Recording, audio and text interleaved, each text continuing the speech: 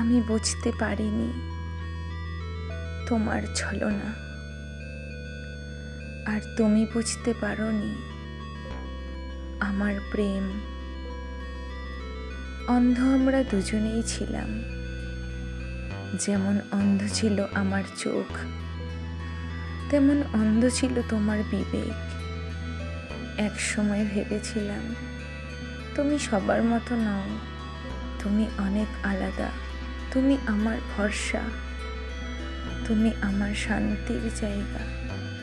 কিন্তু সময় শেখায়, সব বিশ্বাস একদিন নরম হয়ে যায়, আর ধীরে ধীরে ভেঙে গিয়ে চুপচাপ হারিয়ে যায়।